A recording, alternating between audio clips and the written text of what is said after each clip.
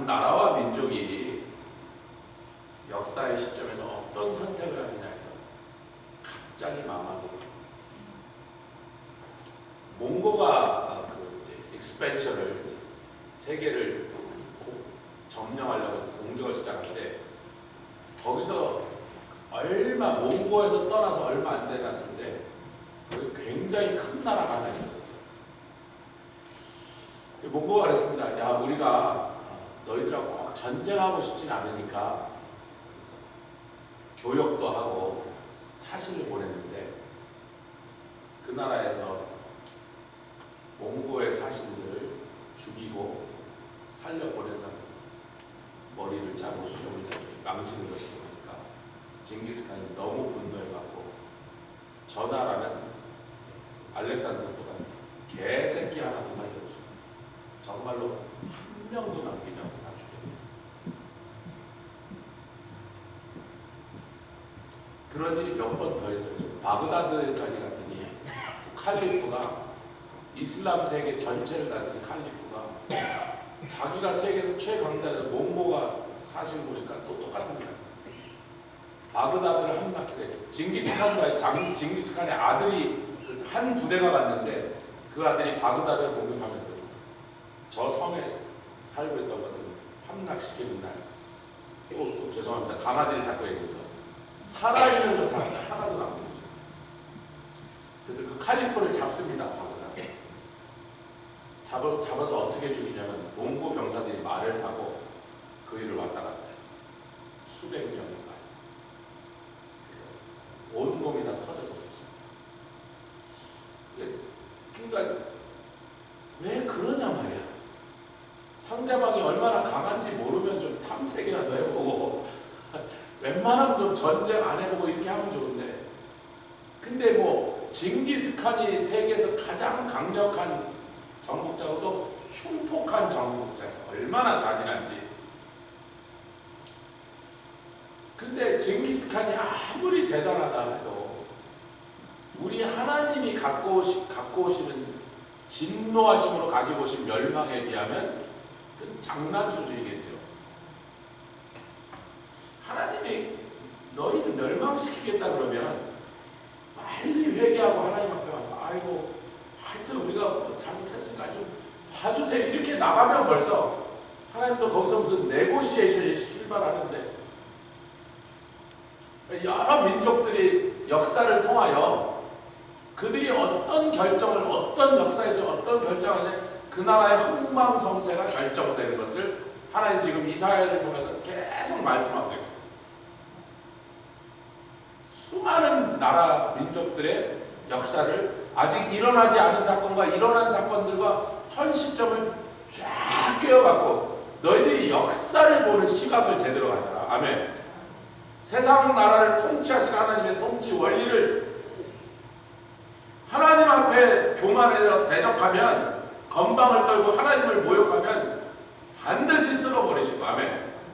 하나님의 백성을 괴롭히면 너희들이 아무리 강대한 나라라도 내가 쓸어버리고, 여러분 이사야서가 39장까지가 하나님의 심판의 경고인데, 내가 너희들을 왜 심판하는지 그 이유를 설명하시면서 누구를 어떻게, 어느 나라를 어떻게 언제 심판하시다 이 얘기 39장까지 하는데, 24장부터는 이 나라 저 나라 얘기 이제 그만하시고 세상 전체를 향한 하나님의 심판과 그 속에서도 구원하시기 위한 구원 계획을, 아멘. 그래서 드디어 이제 구원, 온 세계를 구원하신 하나님의 구원 계획이 조금씩 펼쳐지기 시작하는 24장부터. 근데 36장부터 39장에, 왜 39장까지가 심판이라는데 24장부터 딴 구원 얘기로 나가고 있는데, 36장, 39장에 심판에 관한 부분에 결정적인 걸 하나 더 집어넣습니다. 그럼 뭘 집어넣냐면, 아수르 왕 사네립이 랍사게를 보내서 18만 5천 명의 병사들로 유다를 다 둘러싸게 해서, 예루살렘을 다 둘러싸게 해서 예루살렘이 함락 직전까지 갔던 히스기야 왕의 그 절박한 상황을, 여러분 그 얘기가 어디에 있냐면 역대에 있거든요. 열왕기하에 있거든요. 열왕기하는 뭐예요? 이스라엘의 역사서예요. 한국으로 치면 이조실록이에요. 왕실의 기록입니다. 거기에 있는데, 거기 자세하게 적혀 있는데 왜 그 똑같은 내용을 선지서에다 집어넣냐 말이야. 왜 집어넣냐면 하나님의 심판이 얼마나 완벽하고 공의롭고 무섭고, 아멘. 그 선지서의 내용으로 그것을 다시 똑같은 내용을 집어넣는 거예요. 그러니까 하나님이 선지자를 통하여, 왜 아모스서에 뭐라 그러죠? 주 여호와께서 자신이 하시고자 하시는 일을 선지자를 통하여 미리 그 뜻을 밝히지 않고는 그 일을 하시는 법이 없다. 아브라함이 나의 벗이고 그가 선지자니 내가 소돔과 고모라를 멸망시키려는 계획을 선지자인 아브라함에게 가서 먼저 얘기하지 않고는 소돔과 고모라를 멸망시킬 수 없다. 아멘. 새가 창에 걸리지 않고야 왜 튀겠느냐 말이야. 하나님이 말씀하지 않고 어떻게 그런 일이 일어나겠느냐 말이야. 일어나는 게 더 중요한 게 아니라 하나님이 말씀하신 대로 일어난다가 더 중요한 거예요. 하나님 말씀하시지 않으면 절대로 아무 일도 일어나지 않는다. 여러분, 베프티스트 교회, 베프티스트 침례교회 이런 조크가 있어요. Nothing happens until the preacher preaches in Baptist church. 이런 조크가 있어요.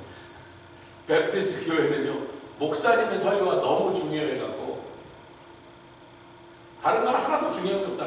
목사님 설교해야 예배다. 목사님 설교까지 예배 아무것도 안 한 거다. 이런 농담 같은 얘기가 있어요. 그만큼 베프티스트 교회는 목사님의 설교를 제일 너무나 중요한 위치에 놨어요. 근데 우리는 사실 그건 뭐 웃자고 하는 얘기고, 설마 자기네들도 웃자고 그랬겠지 뭐. 그런데 그만큼 중요하다 강조하고 있는 거죠. 우리 예수 믿는 모든 기독교인들은 하나님 말씀하지 않으면 nothing happens.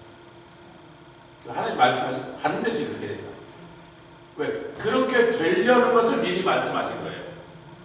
그렇게 하시려는데 말씀 안 하고 하시면 안 돼. 왜? 사람들이 우연이다, 뭐 재수가 없어서 천재지변이지, 뭐 지진이 그냥 난 건데 뭐 그게 뭐 하나님 아니에요. 하나님이 지진이 나게 하시는 것도, 뭐 화산이 터지게 하시는 것도, 소돔과 고모라, 그 소돔과 고모라를 치실 때 고고학자들이 발견한 소돔과 고모라의 옛 터를 발견하니까 유성이 들이받았어요. 유성이.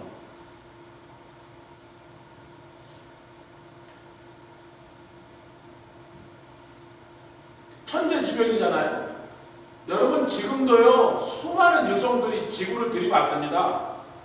근데 이게 작다는 게 우리 교회 건물만 해도 대기권을 충돌해서 들어온 동안 대기권의 그 공기와 이게 마찰이 심하니까 불이 붙어갖고 땅에 떨어질 때는 이 우리 교회만한 사이즈가 땅에 떨어져 요만하게 돼서 떨어지는 거예요. 이게 다 불에 타갖고. 근데 소돔과 고모라 전체를 다 한 번에 멸망시킬 만큼 엄청난 놈이 떨어진 것 뿐이에요. 그거보다 몇백 배가 더 큰 게 걸프 오브 멕시코에 떨어졌던 거예요. 그래서 걸프 오브 멕시코라는 그 바다가 그 유성이 하나 들이받아갖고 빵꾸가 난 거예요, 여러분. 그리고 그날 지구상의 공룡이 다 멸종했다. 사람들은 그렇게 보는 거예요, 과학자들. 그 유성이 들이받은 충격으로 바다, 그 엄청난 바다, 텍사스 밑에 있는 걸프 오브 멕시코, 우리 혼두라스 갈 때마다 2시간을 바다 위로 가면 그 바다가 그렇게 생긴 건데 지구에 빵꾸가 나서 그날 공룡이 날 멸종했다.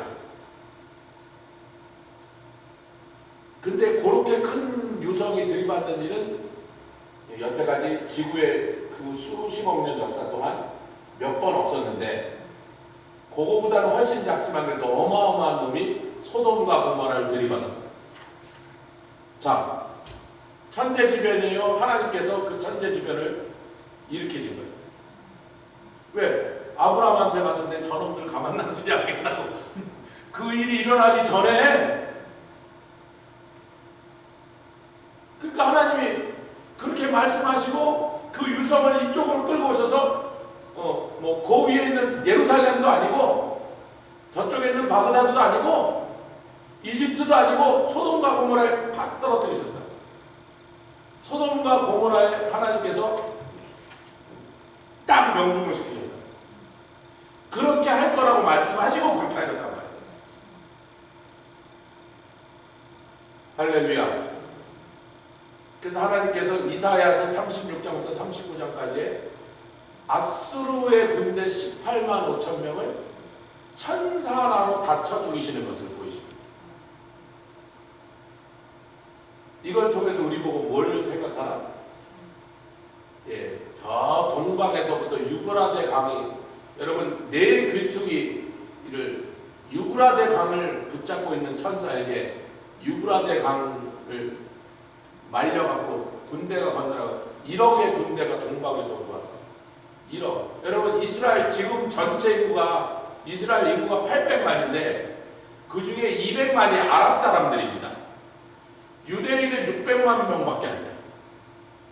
이스라엘에 살고 있는 유대인 중에, 이스라엘 시민 중에 유대인은 600만 명밖에 안 돼요. 아랍인이 200만 명이에요. 그 600만 명 중에 200만 명은 난민이에요. 난민. 저 아프리카, 러시아 이런 데서 와서 거의 다 지금도 텐트에 살아요. 200만 명이 텐트에 살고 있는 난민 쪽에 살고 있어요. 자기 집에서 정착하고 사는 사람은 400만 명밖에 안 돼요. 그 400만 명을 죽이겠다고 1억 명이 건너오니 세상에 이게 무슨 전쟁입니까? 그냥 탱크도 필요해서 가서 그냥 밟기만 해도 죽는 거지. 1억 명이 400만 명을 막는 거야 세상에.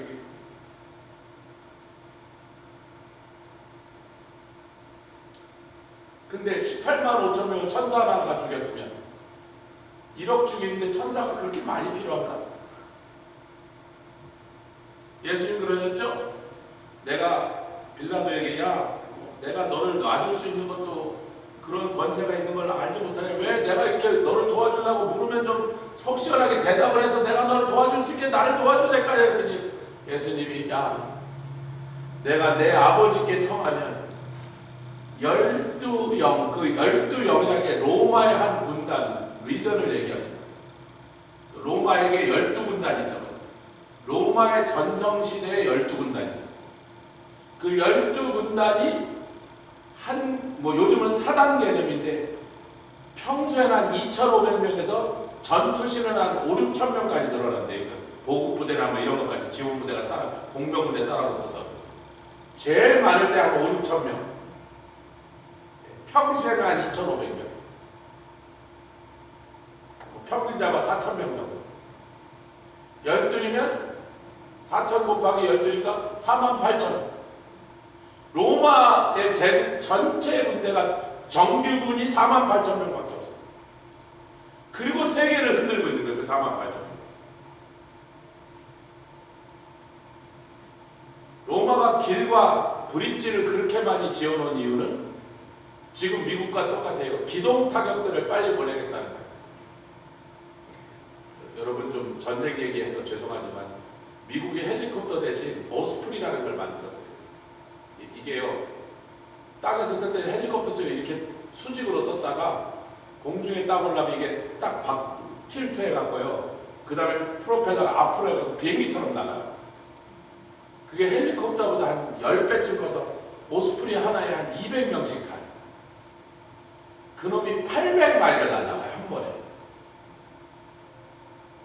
그걸 그러니까 200명씩 타니까 그거를 100대를 뛰면 2만 명을 날려버려요. 활주로가 필요 없다니까. 산이고 들이고 아무 데서나 배 위에서 붕 떠오른 다음에 왱 하고 날아가면 비행기 속도로 날아가. 그것도 시원찮다고 요새 그것보다 더 좋은 걸 하나 만들었어요. 이름은 지금 생각해.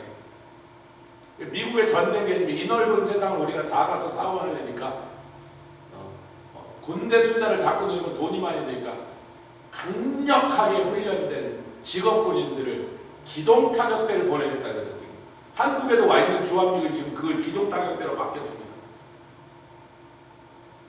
로마가 그런 거예요. 48,000명이지만 전세가 어디에서도 우리한테 반란이나 적군이 쳐들어오면 로마 군단 두세 개가 빠른 시간에 막 엄청난 속도로 가서 그놈들을 때려 부수겠다. 이게 로마의 전법이었어요. 그래서 로마 군대 전체가 5만 명밖에 안 될 때 전 세계를 휘어잡고 있었는데 예수님이 그런 거야. 아수르의 군대 18만 5천 명을 죽이는데 천사가 여럿이 필요했느냐 이놈아. 하나만 내려와도 전멸인데 로마 군대 5만 명 죽이는데 천사가 몇이나 필요하니? 셋이면 되거든. 로마 제국의 군대를 전멸시키는데 천사 셋이면 되거든. 내 아버지께는 12영도 더 되는 니네 로마의 인간 병사 숫자보다 더 많은 천군이 있다. 시진핑의 중국군이 다덤벼도 그 12영 중에 한 영도 안 내려와도 중국 군대를 전멸을 시켜줬어요. 여러분, 제가 이제 우리 그 우크라이나 전쟁 났을 때 러시아 교회를 방문했더니 이제 그게 웃기잖아요. 50%가 러시아, 45%가 우크라이나 성도가, 그 다음에 5%가 뭐 그 외에 각종 우리 벨라루스, 뭐 조지아 이렇게 몇 나라 이렇게 100%예요. 근데 50%는 러시아, 45%는 우크라이나. 같이 예배드리고 우크라이나에 집 잃은 사람들을 위해서 러시아 형제들도 헌금하고 그리고 난민이 거기 한 50명이 와 있어요. 그 교회에 50명. 집 찾아주고 막 아무 집에서 데려다 재워주고 애들 학교도 보내주고. 그걸 러시아 형제들이 같이 하고 있다고. 근데 하여튼 그 벨라루스 출신의 빅터 목사님한테 아니 그 50%하고 40%가 지금 전쟁을 하고 있는데 두 나라가 괜찮냐 했더니 뭐 그렇다고 그러는데 한번 가보니까 그러면서 같이 예배드리고 헌금 모아서 같이 우크라이나 옷 보내고 그러고 앉아있다니까요. 컨테이너 보내고. 근데 이제 옛날부터 러시아 사람들이 이랬대요. 우크라이나고 너희들 까불지 마. 우리가 너희들이랑 전쟁에서 똑같이 100만 명씩 죽어도 우리가 자식을 더 빨리 만들어서 올 거니까 너희들 절대로 우리를 못 이긴다. 지난 1000년 동안 우리가 자식을 더 빨리 만들어서 또 올 거니까 너희들 우리 못 이긴다. 까불지 마 이랬다. 중국이 다른 나라들한테 쓰는 방법이잖아요. 아무리 100만 명씩 죽여가면 10년만 지나면 100만 명 또 새끼 나가고 또 데리고 올 거니까 너희들 우리 못 이긴다. 그래봤자 하나님 나라에 천군 천사가 오면 더 중요한 거는 그것보다 더 세신 예수 그리스도가 할렐루야 다리에 충신이라고 쓰신 재림하신 예수님이 그 입에서 나오는 이한 거 온 세상을 다 때려보습니다. 예수님 혼자서 다 죽여요. 천군 천사 필요도 없고 그것들 그냥 모양새 이게 모양새 나게 그냥 호위병으로 따라오는 것만 그냥 예수님의 입으로 나오는 말씀의 검으로 다 죽여버립니다. 할렐루야. 그 얘기를 36장부터 39장까지 집어넣으시고 이제부터 자 이제 온 세상 구원을 향한 나의 계획을 너희들이 한번 들어봐라. 거기서 언약사와 구원사가 만나는 지점이 이사야서 뒷부분에서 나옵니다. 자 23장에 우리가 강의안으로는 319페이지 강의안으로는 23장 끝부분에 두로에 대한 얘기를 우리가 좀 더 했습니다. 지난 시간에 제가 좀 정정을 했죠. 음녀가 먼저 죽고 그 다음에 바벨론 상고가 멸망을 당하고 마지막에 짐승인데 제가 강의 안에 그 순서를 잘못 넣었으니까 그거 좀 정정해 주려고 우리 계시록을 찾아서 확인하면서 읽겠습니다. 제 잘못입니다.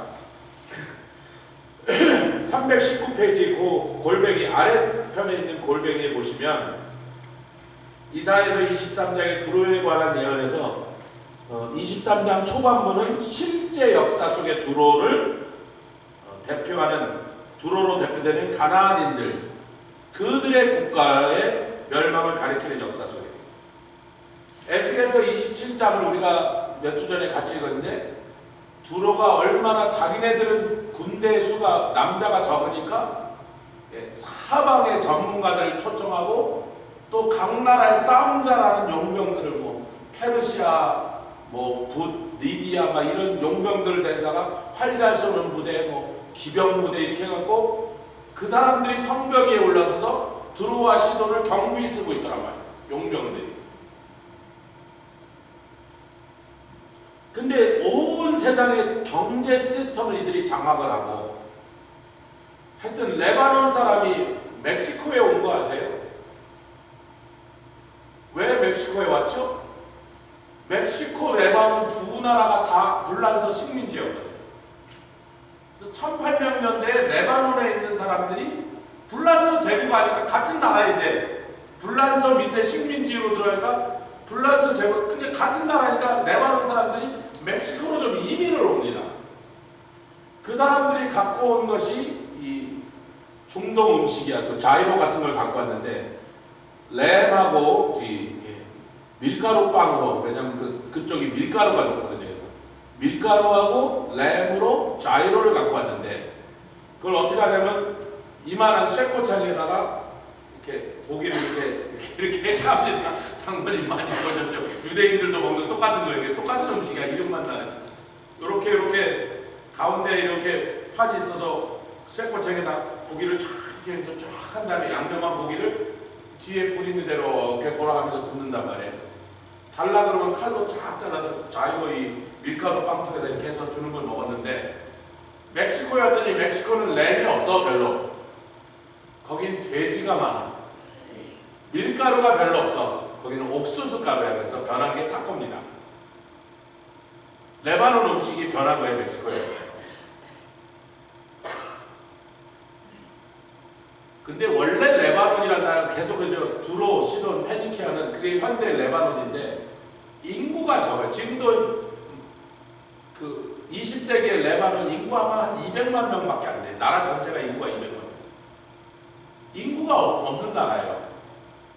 멕시코에 왔다 그래서 그냥 한 10,000명, 5,000명 이렇게 왔어요. 그 사람들이 50년 안에 멕시코의 경제를 다 휘어잡아버려요. 온두라스에 500명쯤 왔대, 레바논 사람들. 근데 다 잡았어요. 500명이 와서 한 나라 경제를 확 휘어잡았어요. 장사의 신들이니까 이 사람.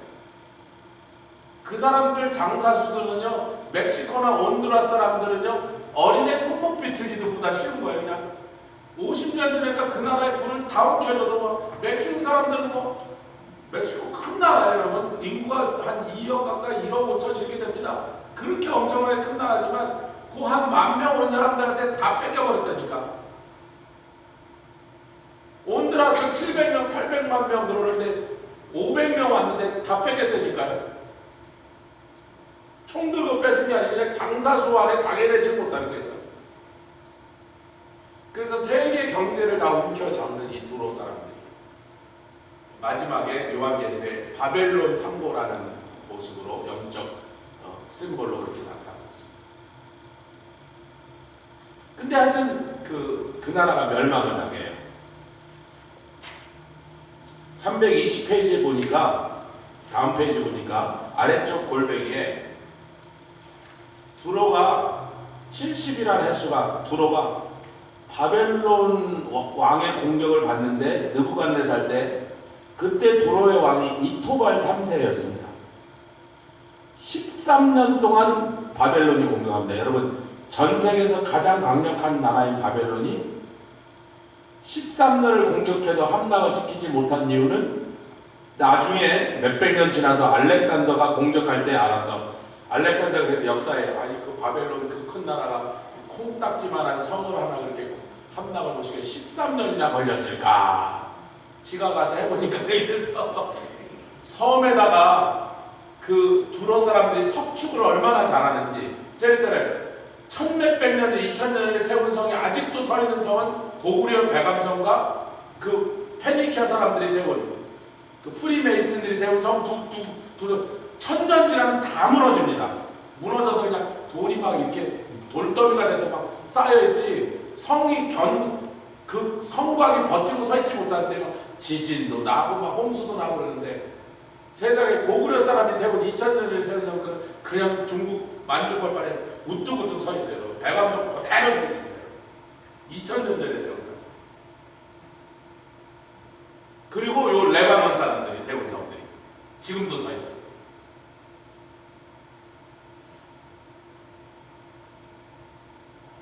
그런데 그 성을 섬에다가 세우면서 섬 끝 가장자리까지 딱 붙여갖고 그렇게 땅 끝에다 딱 경계해서 성을 세워보니까 그 배를 타고 와서 공격을 해야 되는데 뭐 배를 걸치고 사다리를 놓을 때가 있어야지. 배 위에서 막 흔들린 배에서 사다리를 걸치니 이놈이 어떻게 올라갈 수가 없잖아요. 공격하기는 어렵고 수비하기는 쉽고. 그래서 이토발 3세와 그의 병사들이 주로 용병들이죠. 바벨론 왕의 군대를 13년 동안 막아냅니다.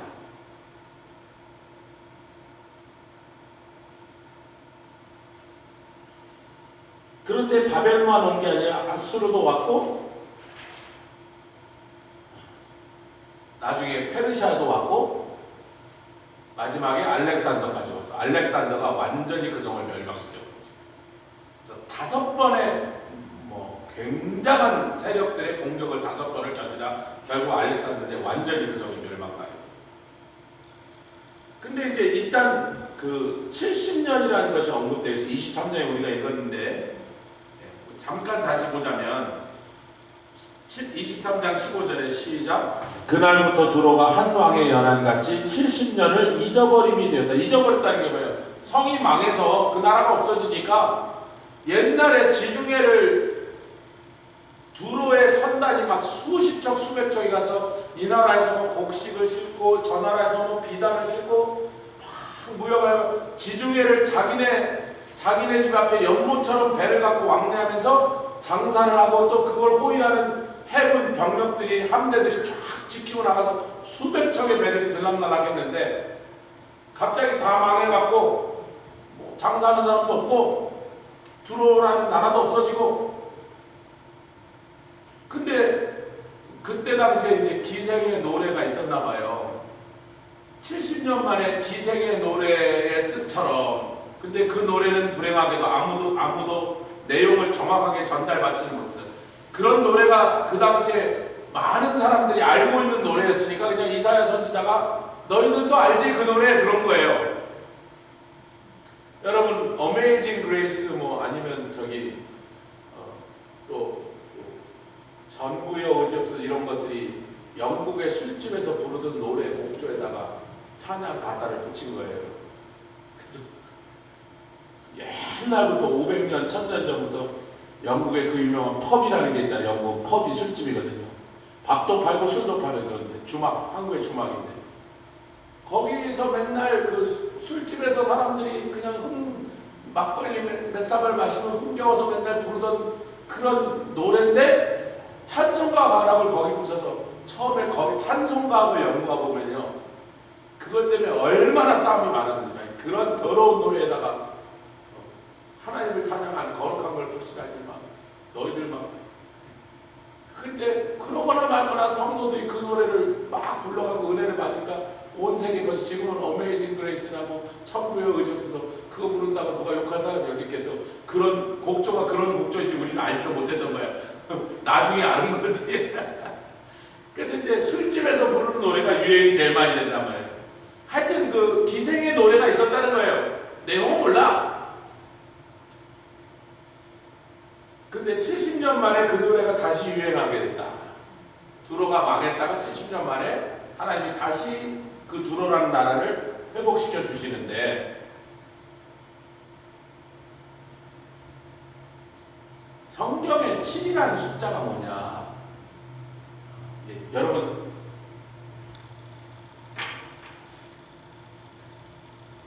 하늘의 숫자, 성부, 성자, 성령 이 삼위일체가 하늘의 완벽한 숫자인데 위에는 삼각형인데 3인데 밑에는 땅으로 내리면 4란 말이죠.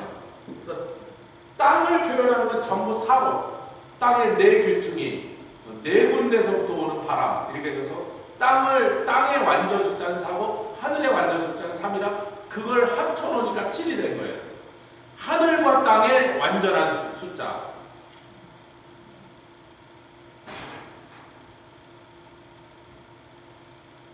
근데 이건 7이라는 숫자가 그런 숫자지만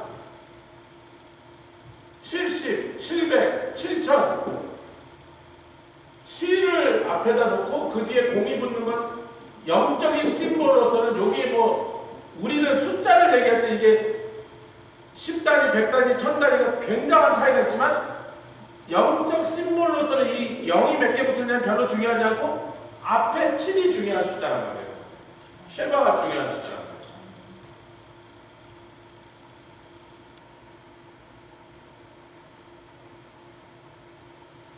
그래서 두로가 한 왕의 연한같이 70년을 잊어버림이 되었다. 그래서 그때 당시 인간의 수명이 70살이 잘 안 됐어요. 40살, 50살, 오래 살아 60살을 할까 말까 하는데 이사야 시대 당시에 70살 사는 사람이 별로 없었는데 한 개인의 수명은 70년이 안 되지만 한 왕조는 한 70년쯤 가는 일이 많았습니다. 여러분 바벨론이 한 70년밖에 안 갔어요. 신바벨론 제국. 페르시아도 그냥 200년을 안 갔어요. 알렉산더 제국은 30년도 안 갔습니다. 그러니까 한 왕조가 그때 뭐 한 몇십 년 가면 나라가 망한 이런 상황이었단 말이죠. 세계에서 왕조가 제일 길게 간 나라가 한국이에요. 고구려 800 몇십 년, 신라 1000년, 고려 450년. 그러니까 그게 우리는 그게 정상인데 이조도 500년 갔는데 비실비실해서 500년을 갔는데 우리 한국은 그냥 웬만한 500년, 1000년 이러니까 그렇게 가는 거라 생각하지만요. 온 세상 역사를 연구해보면 로마 제국 1000년 간 거 말고는요. 대부분의 나라 왕조들이 100년, 150년, 50년 막 이럽니다. 중국의 제국들이 200년 넘는 나라가 별로 없어요. 거의 다 200년 전에 멸망해요. 그래서 이 70년이라는 것은 한 왕조, 그러니까 왕의 연한같이, 그러니까 한 왕조의 운명 정도로 얘기한 거예요. 그 왕조가 어느냐면 바벨론이 멸망한 다음에 바벨론이 멸망하자마자 들어선 게 페르시아잖아요. 바벨론 명. 페르시아의 정책이 뭐냐면 고레스 왕이 유다인들 이스라엘 사람들 보고만 고토로 돌아가라는 그런 게 아니고 그 고레스가 발표한 그 조서가 흙에다 새겨놓은 게 발견됐어요. 그래서 고레스가 뭐라고 하냐면 돌아가고 싶은 나라는 다 자기네 나라로 돌아가 그랬어요. 우리 페르시아에 바벨론 때부터 포로로 잡혀서 바벨론이 우리한테 멸망하면서 저절로 페르시아에 이제 포로로 들어온 당신들, 우리는 당신들 여기 사는 거 원치 않아. 돌아갈 고향 있으면 돌아가. 그래서 수많은 나라 사람들을 고레스가 자기네 나라로 돌려보냅니다. 그때 누구도 왔겠어요? 두로 사람들도 왔죠. 그래서 539년에 바벨론이 멸망하는데 멸망하고 다음에 페르시아 제국이 돌아가서 540년에 돌아가라 그런다니까요. 538년이네요. 한 해 같이 나와서. 그러니까 그때쯤이 70년쯤이 지났다. 두로가 멸망하고 70년쯤이 지났다. 그래서 고레스 왕때 유다 사람들이 70년 만에 돌아올 때 두로도 그때쯤 바벨론이 왔을 때 유다도 때려 부수할 때 두로도 같이 때려 부셨다. 이렇게 역사자들이 그렇게 보는 거예요. 자, 그런데 이제 이상한 일이 벌어집니다. 23장 뒤쪽을 보겠습니다. 이게 기생의 노래 같더라. 여러분 이제 기생 혹은 이제 요즘 말로 하면 창녀죠. 옛날에 기생이라고 좀 점잖하게 불렀는데 한국 사람들이 이걸 번역할 때 창녀라는 단어가 없이 기생 그렇게 불렀으니까. 근데 이 기생이 70년이 지났으니까 이제 화장을 해도 화장도 안 먹고 이제 늙은 할머니가 됐잖아요. 손님이 안 오잖아 이제 자기 찾아서. 그래도 노래를 부르는 거야. 이게 뭐를 비유하고 있느냐면 그렇게 지중해에 엄청난 무역업을 통하여 부를 엄청나게 쌓던 두로가 다시 배를 건설하기 시작해요. 왜? 그 레바논 산지에 굴러다니는 게 50m 이상 되는 백향목들이에요. 바닷물에서 오래 잠겨도 거의 썩지 않아요. 세계 최고의 함대를 만들 수 있는 제목은 레바논 산에 무진장으로 있고, 그 조선 기술도 하여튼 자손들에게 전수돼서 내려와서 장사라면 자다가 벌떡 일어나도 장사할 수 있는 놈. 장사를 못해서 망한 게 아니고 배를 못 몰아서 망한 게 아니라 두로가 망한 건 자기네 나라 군대 수가 별로 없어. 용병에 의지해서 전쟁을 해야 되니까 그 용병만 배신하는 순간 끝장나는 거란 말이야. 아마 그런 일이 일어났겠죠. 바벨론이 쳐들어올 때 두로를 지킨 용병들에게 야 너희들 까불지 말고 이쪽에 빨리 붙어라.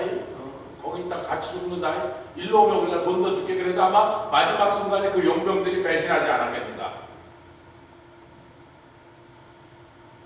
근데 이제 우리 저기 장사 다시 합니다. 두로 3회가 다시 70년 만에 장사합니다. 많이 이용해 주시고 우리 오픈 기념으로 뭐 하나 사면 하나 끼워드리겠습니다. 이러고 그 기생의 노래를 다시 부를 거라는 거예요. 손님들 오세요. 원래 장사라는 게 이 벨도 다 빼고 이 자존심 다 버리고 하는 게 장사거든요. 그런 거 필요 없어요. 그냥 저 사람이 물건만 사면 되는 거야. 제가 장사할 때 벨 다 빼고 자존심 다 빼고 물건을 팔게, 물건을 사게 만들면 되는 거니까. 뭐라고 어거지 소리해도 그래도 네가 나한테 10% 주고 갈 거니까. 그거 장사라고. 뭐 하루에 1000명씩 오는데 뭘 복잡하게 생각할 시간이 있어요. 한 사람당 30초 안에 빨리 팔고 보내야지 1000명을 상대하는데 뭐 자존심 그딴 거 따질 때가 있어요. 지체이면 돈 들어가는 소리만 나오면 되는 거지. 1000명이 들어오면 990명은 내가 물건을 팔아서 내보냈단 말이죠. 그 장사꾼이라고. 목회도 좀 그렇게 하면 오는 사람도 한 명도 안 놓칠 텐데. 장사꾼처럼 하면 할 수 있어요, 내가. 그렇게 할 수 있는 게 교육 목회가 아니고. 이제 기생의 노래를 부르면서 두로 상에 다시 왔습니다. 우리한테 물건을 사가 주세요. 그랬더니 온 세계가 금방 두로 상회한테 장사하자고 물건을 주고 말고 우리 물건 저기다 갖다 팔아주세요. 그 외에다 올렸다고. 두로가 일어났는데 일도 안 되게 금방 일어났어요. 보십시오. 17절 18절 70년이 필요한 후에 여호와께서 두로를 건조하시리니 그가 다시 취리하여 지면에 있는 열방과 음란을 행할 것이며 그 무역한 것과 이익을 거룩히 여호와께 돌리거나 간직하거나 쌓아두지 아니하리니. 두로가 다시 함대를 만들어서 우리 물건을 이쪽 저쪽에 실어다가 장사할 수 있게 해줬다는 소문이 퍼니까 지중해 연안에 70년 동안 그게 안 돼서 여러분 배로 나르지 못하니까 그동안 어떻게 나갔다고요? 수레에다 싣고 그 불쌍한 소와 말들이 끌고 낙타가 끌고 싣고 그러고 갔던 거예요. 여러분, 낙타 하나가 아라비아 대상들이요 그 계산이 있어요. 낙타 한 마리에 70kg까지 실른답니다. 그리고 사막을 건너는 거야. 70kg 싣고. 그러니까 700kg 보내고 싶으면 낙타 10마리? 낙타 10마리? 7000kg 보내고 싶으면 7톤 보내고 낙타 100마리. 계산이 딱 70kg 딱 나와요. 70kg. 근데 배로 실으면 얘기가 다르잖아요. 배로 실으면 막 배가 싣고 가잖아요. 바람이 막 밀고 가고. 그 어마어마한 배에다가 막 몇십 배를 거기다 싣고 막 빨리 가는데 이거 뭐 낙타는 또 가다가 뭘 먹여야 되잖아요. 물도 먹여야 되고 밥도 먹여야 되고. 낙타가 지네끼리 갑니까? 낙타를 몰고 갈 사람들도 또 낙타를 타야 되고 그 사람들도 먹어야 되고.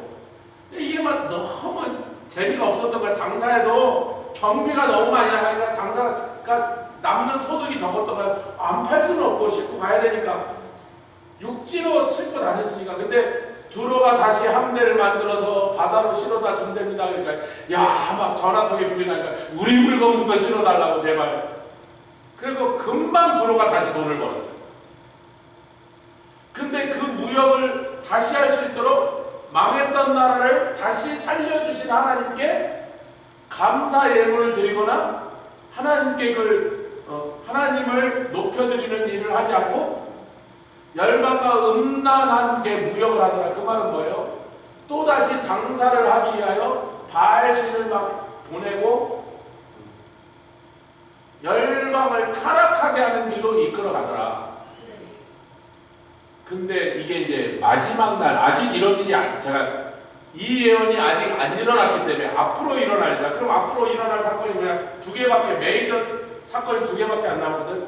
전 세계적인 복음 증거 선교의 추수 역사와 천년왕국 두 가지만 나와요. 그 중간에 이제 대환란이 있지만 그건 뭐 우리가 지금 별로 신경 쓸 일이 아니고, 대환란 제가 별로 걱정 안 하고.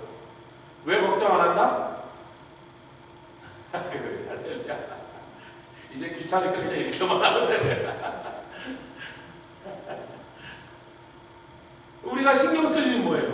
우리하고 상관 있는 건 뭐예요? 전 세계 추수의 대붕이 일어날 거죠.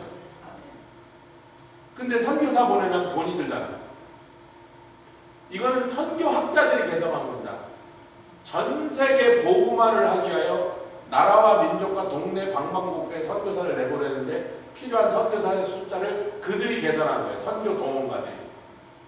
세계에서 선교 제일 많이 그런 걸 연구하고 관리하는 팀들이 다 모여서 계산한 게 30만 명 필요.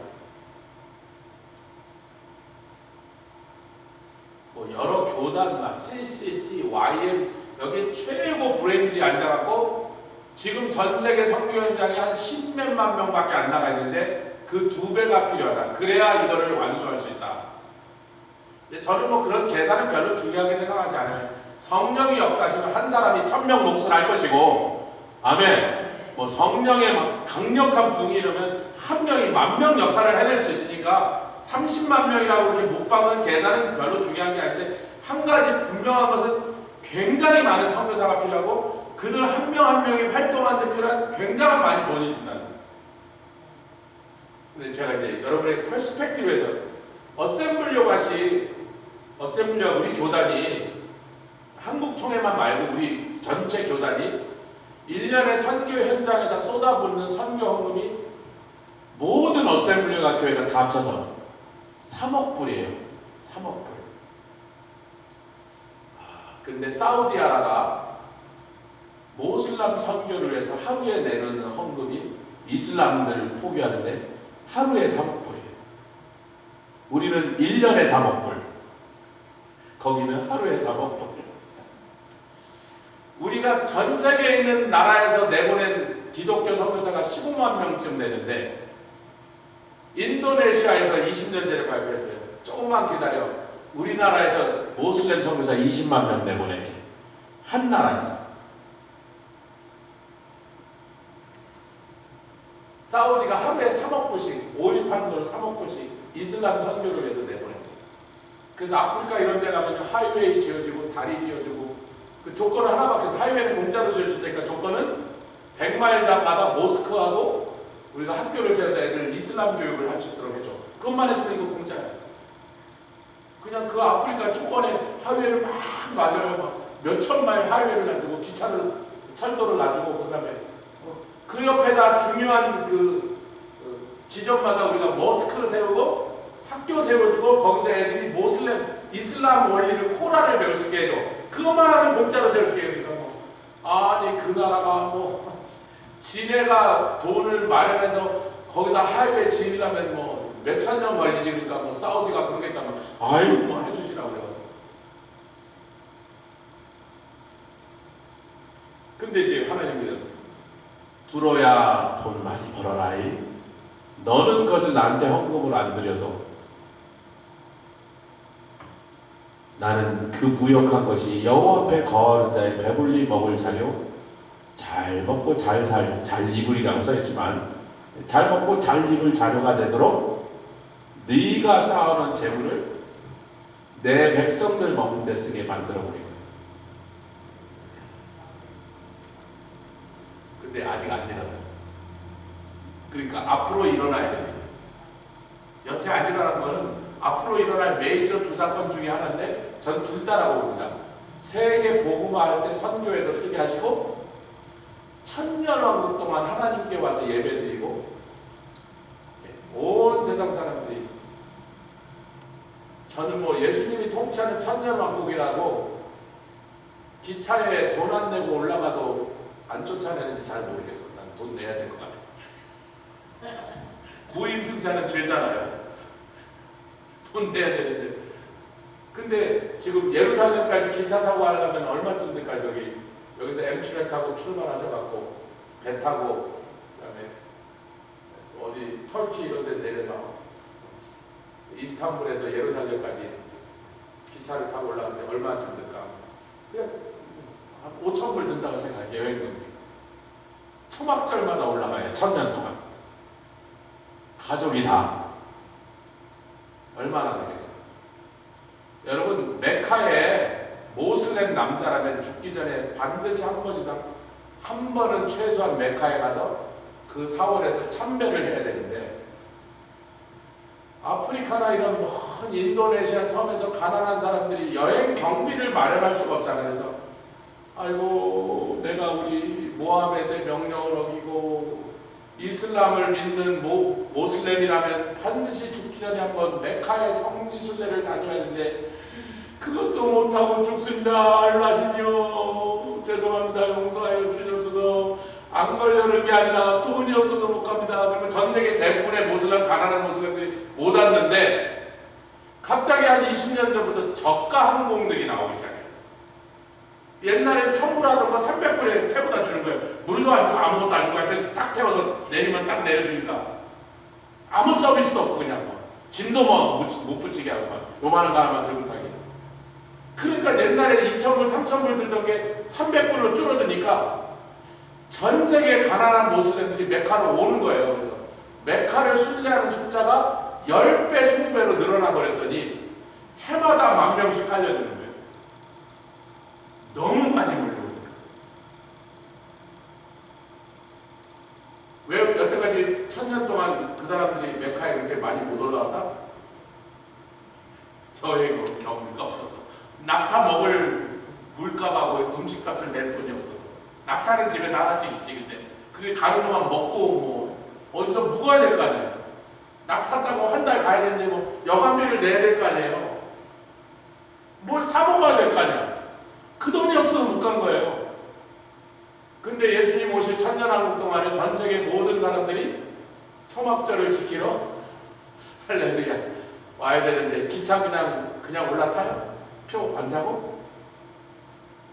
아마 그 값은 두로가 무역한 거 다 쌓아놓은 거 주님이 다 뺏어갔고 앞으로 전 세계 다니는 모든 기차는 예루살렘에 오는 구간은 전부 프리 뭐 이렇게 되지 않겠는가. 할렐루야. 그냥 재밌는 거룩한 상상을 하는 겁니다. 이제부터 일어날 일입니까? 여태까지는 안 일어나요. 이 얘기가 어디에 나옵니까? 이사야서 60장 읽고 마칩니다. 오늘 이사야서 60장에 그 유명한 우리가 참 좋아하고 사랑하는 이사야서 60장 1절 시작. 일어나라 빛을 발하라 이는 내 빛이 이르렀고 여호와의 영광이 내 위에 임하였으니. 여기까지 좋죠. 근데 2절 3절이 더 중요합니다. 보라 어둠이 땅을 덮을 것이며 캄캄함이 만민을 가리우려니와 오직 여호와께서 내 위에 임하실 것이며 그 영광이 내 위에 나타나니. 그렇게 됐을 때 열왕은 내 빛으로 열방은 내 빛으로 영원한 빛은 내 광명으로 나오리라. 4절부터 보니까 쭉 나오는 얘기가 뭐예요? 그동안 이방인이라고 우리가 생각했던 하나님의 백성들을 괴롭히고 죽이는 적이라고 생각했던 자들이 갑자기 하나님의 성도들에게 자기네 나라의 보물을 가지고 올라오기 시작합니다. 그래서 5절부터 보겠습니다. 시작. 그때 내가 보고 희색을 바라며 내 마음이 놀랐고 또 화창하리니 이는 바다의 풍부가. 잠깐만. 바다의 무역을 바벨론은 내륙국가입니다. 바벨론은 육지의 무역을 컨트롤한 세력인데 바다의 무역을 컨트롤한 세력이 누구라고요? 두로잖아요. 근데 바다의 풍부가 두로가 무역한 바다의 풍부가 내게로 돌아오면 열방의 재물이 내게로 오리라. 허다한 약대 미디안과 에바의 젊은 약대가 내 가운데 편만할 것이며 스바가 시바입니다. 시바의 왕, 스바의 왕 같은 겁니다. 어떤 곳은 스바, 어떤 곳은 시바로 표현되어 있습니다. 표시되어 있습니다. 스바의 사람들은 거기가 뭐가 많이 난다? 금이 많이, 금과 유황을 가지고 와서 여호와의 찬송을 전파할 것이며 계달에. 여러분 지난주에 열왕기상 말씀 우리가 읽었는데 거기 열왕기상 9장 26절에 두로왕 히람하고 솔로몬이 에시온 게벨에서, 그 에시온 게벨이 어디다? 엘롯이에요. 엘랏에서 거기가 걸프 오브 아라비아하고 그게 두 개가 이렇게 내려, 수에즈 있는 데하고 걸프 오브 아라비아가 두 개가 이렇게 내려가면 거기가 홍해예요. 홍해. 그러니까 홍해로 나가는 그 항구란 말이에요. 거기서 배를 지어서 아프리카 가서 지금 얘기한 이것들을 아프리카 가서 실어 오려고 했는데 하나님 그 계획을 미워서 엘랏 있는 데다 지진을 주셔서 그 항구랑 배들을 다 깨부셔버렸다. 그걸 하나님이 미워하셨단 말이에요. 근데 지금 아프리카 있는 사람들이 지네가 싣고 와. 가지러 갈 필요 없이. 누구에게? 보라, 내 빛이 내게 임하였고 여호와의 영광이 너에게 임한 성도들에게 자기가 운반까지 해서 약대에다 실어갖고 가지고 온대. 배 보낼 필요도 없이. 이런 일이 천년왕국 때 일어납니다. 뭐 하는 데 쓰라고? 뭐 하는 데 쓰라고? 하나님께 예배드리고 초막절 잔치하면서 하나님께 영광 돌릴 때 쓰라고. 너희들에게 갖고 올 것이다.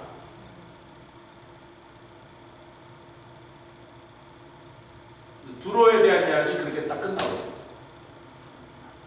그러니까 하나님께서 그들이 재물을 쌓아서 온 세상을 그 물욕으로, 황금에 대한 욕심으로 그들의 영혼을 망가뜨리고 그것 때문에 바알신을 섬기게 했던 그 나쁜 행위를 그들에게 심판하셔서 그들을 멸망시키시지만 그들이 벌어놓은 재물을 하나님께 예배드리고, 그들은 하나님께 드리지 않았는데 그들에게 뺏어서 믿는 자들, 성도들의 손에다 들려주고 하나님께 예배드리는 일에 그것을 쓰게 하실 것이다.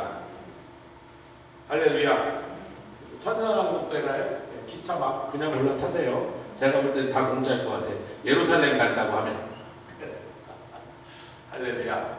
이렇게 우리가 오늘 몇 가지 하고 다음 주부터 24장을 본격적으로 가도록 하겠습니다. 주님 감사합니다. 오늘 이 모든 일들 가운데서 우리가 기억하게 하시옵소서. 이제부터 예수 그리스도가 이 땅에 오실 것을 우리에게 소개하시기 위하여 이 세상 나라들의 그 명멸했던 그들의 역사를